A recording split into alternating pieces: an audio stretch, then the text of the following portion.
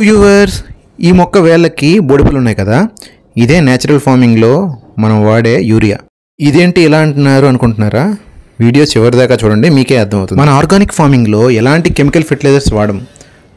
అలా అని చెప్పేసి మొక్కకు కావాల్సిన న్యూట్రిషన్స్ ఇవ్వకపోతే గ్రోత్ కూడా ఉండదు. సో దీనికోసం ఉన్న ఆల్టర్నేటివ్ ఏంటంటే పచ్చిరొట్ట ఎరువులు, అంటే గ్రీన్ మాన్యూర్ క్రాప్స్.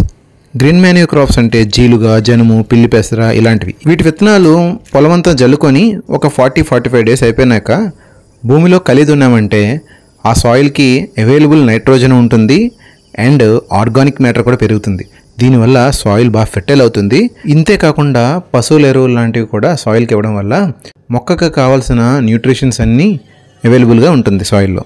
నేను జీలుగు విత్తనాలు తెచ్చుకొని పొలం అంతా జల్లుకున్నాను అండ్ దానికి మధ్య మధ్యలో వాటర్ తడిచ్చాను అండ్ 40 డేస్ అయినాక మొక్క బాగా ఏపుగా పెరిగింది. దీన్ని రోటావేటర్తో పొలమంతా కలిగి దున్నుకున్నాను. ఇంతే కాకుండా 3 ట్రాక్టర్లు పశువుల ఎరువులు, మేకల ఎరువులు తీసుకొచ్చి పొలమంతా చల్లించాను. నాళ్ళు కెమికల్ ఫార్మింగ్ చేసిన నేల న్యాచురల్ ఫార్మింగ్ చేయాలంటే కొంచెం కష్టమే. సో ఈ మాత్రం మనం చేయాల్సిందే. న్యాచురల్ ఫార్మింగ్ మీద ఇలాంటి వీడియోస్ కోసం మన పేజ్ని ఫాలో అవ్వండి. Thank you so much.